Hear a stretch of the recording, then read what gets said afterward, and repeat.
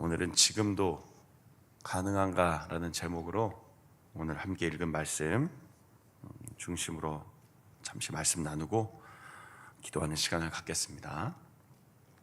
여리고성이 무너진 이유, 당연히 하나님께서 역사하셨기 때문입니다. 하나님 말씀대로 성을 매일 한 번씩 돌고, 오늘 15절부터 읽었던 것처럼 일곱째 날에는 7번 돌고 나팔 불고 외치라 할 때 소리치니 성벽이 무너졌습니다. 지금도 그 현장에 가면 이제 여리고성이 있었던 터가 있는데, 성경학자들이나 또 이제 무너진 것을 근거로 성경 고고학자들에 의해 밝혀진 바로는 여리고성은 외벽과 내벽 이렇게 두 개의 벽으로 이루어진 아주 견고한 성읍이었다고 합니다.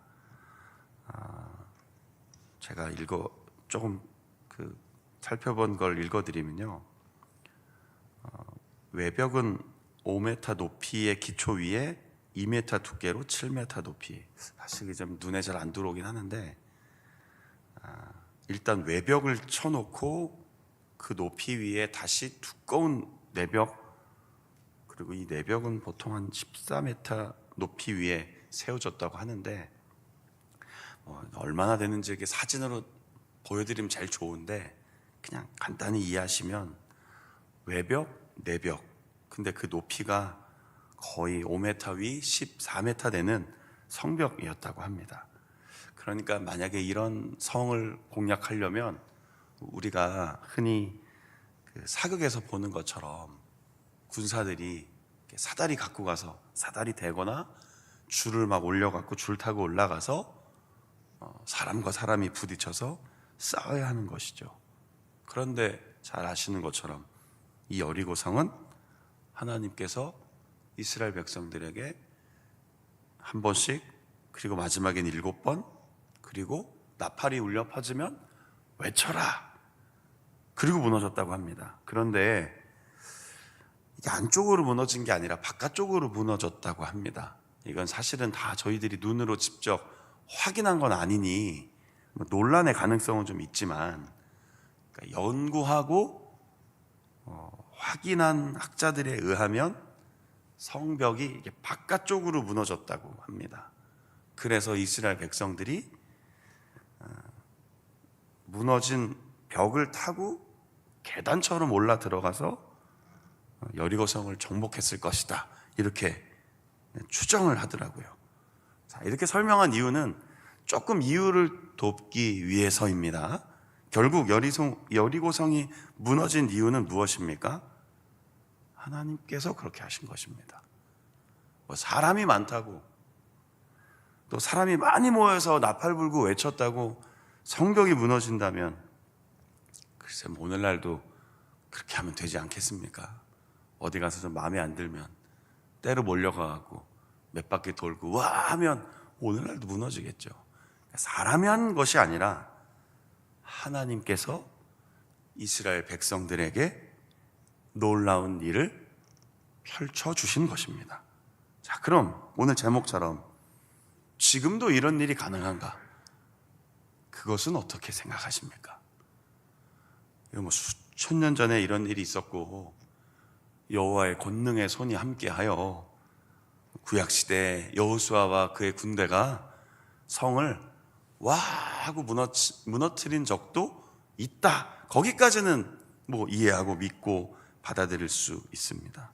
자, 그렇다면 지금도 만약 이런 일을 하나님께서 하라고 하신다면, 우리 자원교회 성도님들은 어제도 말씀드렸지만 순종하실 수 있겠습니까? 이것이 그냥 지나간 역사의 이야기로 듣는다면 교훈을 얻고 감동도 얻고 그랬었구나 하고 넘어가겠지만, 만약 오늘을 살아가는 우리들에게 가서 내가 너희에게 명령한 대로 순종하여 그 땅을 정복하라 라는 명령을, 만약에, 물론 그렇게 명령하실 것 같지는 않으시죠? 오늘날 갑자기 어느 날 가서 자운교회야 어디 저 옆마을 가갖고 성도님들하고 둥 둘러싸갖고 어느 시간대 외쳐라 그러면 이런 일을 시키시지는 않겠지만, 만약에 이렇게 무모해 보이는, 도저히 우리 생각으로는 합리적으로 보이지 않는 이런 사건을 만약 우리의 삶에 명령하시고 순종하라고 한다면 지금도 가능하시겠습니까? 내가 순종하는 것에 대해 하나님이 또 이런 역사를 여전히 일으키실 것에 대해 여러분들은 어떻게 받아들이십니까? 이스라엘 백성들은 철저히 순종했습니다. 그리고 성을 둘러싸고 하나님의 방법대로 이기기도 했고요. 중간에 보면 아주 중요한 사건이 하나 기록되어 있죠. 그렇게 할 때 기생 라합과 그 집의 가족들은 구원해내라. 이것은 여호수아의 판단이 아닙니다. 정탐꾼들과의 약속 때문이 아닙니다. 하나님이 원하신 바였습니다. 하나님은 어떤 자에게 구원을 베푸십니까? 그를 믿고 의지하고 돌이키는 자에게는 구원을 베푸시는 분입니다. 그걸 아주 적나라하게 보여준 사건입니다. 여리고성을 공격하고 무너뜨릴 때 우린 보통 어떤 거에 집중합니까? 다 진멸하라, 거기에만 집착합니다. 왜 그러셨을까? 남녀노소 모든 짐승들을 왜 그렇게 잔인하게 칼날로 진멸하라고 하셨을까? 여기에만 관심이 있습니다. 하나님 굉장히 무자비한 분으로 생각하고, 고대의 이 전쟁은, 구약에 나오는 하나님은 참으로 자비와 인자와 긍휼을 가지시는 하나님이실까? 자꾸 의문을 갖습니다.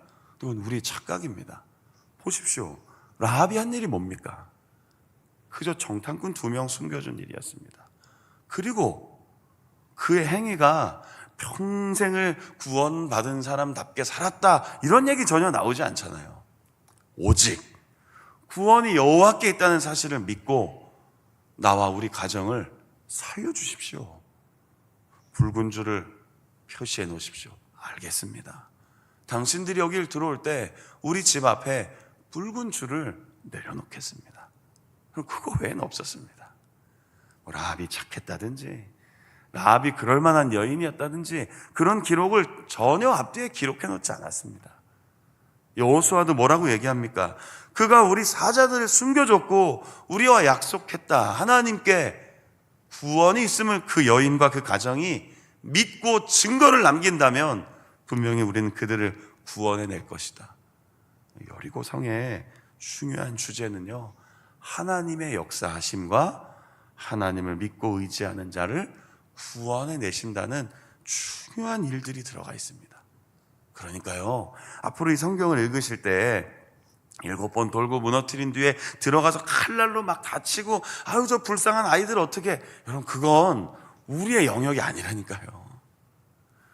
우리가 불쌍한 거지 우리의 영역이 아니라니까요. 그렇게 따지면 예수님을 믿는 자가 구원을 받는다는 개념을 갖고 계신 게 아니라, 착한 사람은 좀 구원해 주셔야죠, 선하게 사람들은 좀 그래도 배려해 주셔야죠, 이런 윤리학적인 얘기를 하게 된다니까요.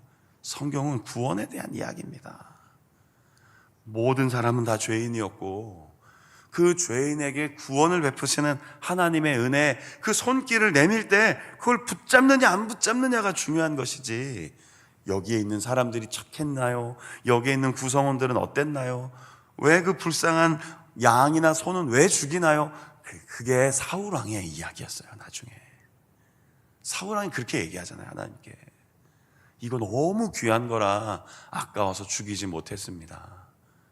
그래서 사울이 하나님 앞에 순종하지 못했다라는 이야기가 기록되어 있지 않습니까? 사랑하는 성도님들, 라합의 가정이 구원받은 것처럼 놀라운 것은요, 나중에 마태복음 1장에 보면 이 라합이 어디로 들어가죠? 예수님의 족보 안으로 들어갑니다. 굉장히 놀라운 이야기입니다. 룻이 이방인 여인이었다가 보아스를 만나서 다윗의 가문에 들어온 것처럼, 나중에 라합은요 살몬이라고 하는 사람과 결혼을 해서 다윗의 족보, 예수 그리스도의 족보 안으로 들어옵니다. 들어올 수 없는 이방 여인이 예수님의 족보에 가운데 들어가 있다. 이거 무슨 말이에요? 하나님의 구원 계획, 하나님의 구원하심은 누구든지 그를 믿으면 멸망하지 않고 차별이 없는 은혜를 베푸실 것이라는 그 구원의 메시지가 이 안에 들어가 있다는 것입니다. 오늘 우리도 그런 구원의 역사를 함께 이뤄나가는 그런 믿음의 사람들이 되시기를 간절히 소망합니다. 자, 그리고요 18절 이후에 보면 모든 것을 다 바치라고 합니다. 손대지 말라고 합니다. 이것은 하나님이 이루시는 첫 번째 전쟁이기 때문입니다. 특별히 첫 번째 것을 구별할 때는 유대인들은, 이스라엘 백성들은 항상 사건 하나가 떠오릅니다. 유월절입니다. 유월절 때는 모든 집안에 첫째를 대신하여 양을 잡아서 피를 바르고 여호와의 사자가 지나간, 하나님이 건져내시고 구원했다는 사건입니다. 이 여리고성 전투도 마찬가지입니다. 우리가 보기에는 그냥 전투가 일어났고 군인들이 일어나서 싸운 것 같지만 사실은 이것은 하나님께서 그들을 구원하시겠다고 하는 놀라운 사건입니다. 그래서 모든 것을 하나님께 바치라고 한 겁니다. 자, 그럼 하나님 도대체 뭐가 그렇게 필요하셔서 항상 모든 것을 바치라고 할까요? 사람도, 양도, 돈도, 소유물도 이건 다 내 것이다, 다 나에게 바치라, 이건 구별해 하나님께 드려라. 왜 그럴까요? 도대체 하나님은요, 진짜 우리 하나님 돈이 필요하신 분인가요? 땅이 필요하신 분인가요? 그렇지 않죠. 이 일은 하나님께서 하신 일이라는 것을 마음의 중심에 깊이 새기라는 뜻입니다. 보통 고대에는 전쟁을 하고 나면 전리품을 갖게 되어 있습니다. 그럼 뭐가 되는 겁니까? 내가 들어가서 싸워서 취한 겁니다. 그러니까 전리품을 가진다는 건 내 공로가 들어갔다는 뜻입니다. 그런데 이 전리품을 하나도 갖지 말라는 뜻은 뭡니까? 내 노력이 아니라 오직 하나님의 은혜로만 이 전쟁을 이겼다는 뜻입니다. 그 모든 것, 하나님 뭐가 필요해서 그걸 가지시겠습니까? 그리고 하나님이 욕심쟁이이십니까? 다 가지시려고 하는 게 아닙니다. 이 전쟁은, 그리고 이스라엘 백성들의 앞으로의 모든 삶의 순간순간은 군사력이 아니라, 경제력이 아니라 오직 하나님의 능력으로 서는 나라가 될 것이다. 그게 이 첫 전투의 상징적인 메시지였습니다. 우리도 기억해야 합니다. 오늘 이 아침 우리가 함께 기도하며 기억해야 합니다. 구원은 하나님께로부터. 그건 우리가 다 인정하죠. 우리의 삶은 군사력이 아닙니다. 경제력 때문에 유지되는 게 아닙니다. 여호와 하나님께서 붙들어 주셔야 됩니다. 그 안에서 의미가 있는 겁니다. 그 안에서 군사력도 경제력도 다 의미가 있는 겁니다. 그거 없이 살아가는 것은 마치 그냥 안개와 같은 걸, 쉬 사라질 걸 붙잡고 내 좀 든든해, 내 좀 괜찮아 라고 믿는 것입니다. 우리 삶 가운데 집이 하나 마련되어 있다고 너무 안정됩니까? 그렇지 않죠. 노후 자금이 충분하다고 우리가 그냥 이제 넉넉하다고 느끼십니까? 그거 언제 사라질지 알 수 없습니다. 그 내 거 아닙니다. 그 내 거라고 생각하는 순간 우리는 자꾸 하나님 앞에서 실수하게 됩니다. 말로는 하나님을 의지한다고 하지만, 구원받았다고 하지만 정작 우리가 의지하는 것은 다른 것일 수 있는 것이죠. 그러나 오늘 이 여호수아 전쟁, 여리고 성에 무너진 사건을 보면서 우리는 하나님이 어떤 분이신가를 다시 깨달아야 합니다. 그리고 하나님의 약속은 반드시 이루어진다는 것을 기억하시며, 오늘 여호수아와 그 백성들이 힘있게 나아가서 여리고 성을 이겨냈던 것처럼 오늘 우리 성도님들의 삶 가운데 마치 여리고 성과 같이 외벽 내벽 두껍게 쳐져 있어서 도저히 이길 수 없을 것 같고, 도저히 무너뜨릴 수 없을 것 같고, 도저히 어떻게 내가 할 수 없는 그런 삶의 어려운 문제들을 내가 고민해서 해결하는 것이 아니라 살아계신 하나님의 도우심으로, 믿음으로 이겨내며 감당하며 승리하는 오늘 한날의 삶을 살아내시기를 주님의 이름으로 축원합니다. 오늘도 그렇게 기도하며 나의 마음을 하나님께 드리며 오늘도 하나님 기뻐하시는 삶을 살아가시기를 우리 주 예수 그리스도의 이름으로 다시 한번 축원합니다. 아멘. 기도하겠습니다. 하나님 아버지, 정말로 지금도 가능한가 궁금합니다. 의문이 들기도 합니다. 이런 일이 오늘날도 일어날 수 있을까? 그러나 만약 하나님이 하신다면, 여호와 하나님께서 그 권능의 팔로, 그 전능의 손길로 하신다면 일어날 것을 믿습니다.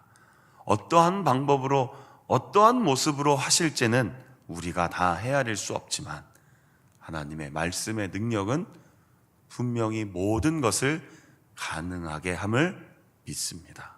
그 믿음 안에서 오늘 우리의 삶을 바라봅니다. 나는 무엇을 의지하며 살고 있는가? 나는 어떤 것에, 무엇에 나의 마음을 두고 있는가? 나의 구원자 되신 하나님께 내 마음의 중심을 두고 살고 있는가? 아니면 내 마음 한편에는 다른 것을 의지하며 다른 것을 신뢰하며 살고 있는가 돌아봅니다. 그리고 오직 나와 우리 가정을 기억해 주시고 구원해 주십시오라고 믿으며 의지했던 라합과 그의 가정처럼 전적인 구원은 하나님께 있음을, 내 안에 있지 않음을, 나로부터 나오지 않음을 고백하며 오늘도 여호와 하나님, 우리 주 예수 그리스도를 의지하며 믿음으로 오늘 하루를 살아가게 하옵소서. 여호수아의 이름이 온 땅에 울려 퍼졌다고 그랬습니다. 단순히 한 사람의 이름이 드러났다는 뜻이 아니라 하나님께서 여호수아를 통해 일하고 계심이 가나안 온 땅에 퍼졌다고 했습니다. 오늘 우리의 삶을 통해 하나님의 이름이 영광 받으실 수 있도록 노력하며 최선을 다하며 거룩하게 살아갈 수 있도록 도와주옵소서. 성령의 충만함을 주셔서 오늘도 말씀을 읽고 기도하는 사람답게, 하나님의 자녀답게 믿음으로 삶의 현장에서 신실하게 살아갈 수 있도록 인도하여 주옵소서. 주님, 이 새벽에 기도합니다. 우리의 마음의 소원과 우리의 삶의 계획과 우리의 간절한 기도에 응답하여 주시고 때를 따라 돕는 은혜를 부어주시고 주님 즉시 이루어 주실 것은 즉시, 그러나 때를 두고 기다려야 할 것이 있으면 기다릴 수 있는 마음 주시고, 무엇보다 삶을 살아갈 때 하나님이 주시는 평강과 은혜가 가득하여 날마다 감사하는 삶을 살아갈 수 있도록 인도하여 주시옵소서. 오늘도 우리의 기도에 응답해 주시며 우리와 함께 하시는 예수 그리스도의 이름으로 간절히 기도드립니다. 아멘. 주기도문으로 마치겠습니다. 하늘에 계신 우리 아버지,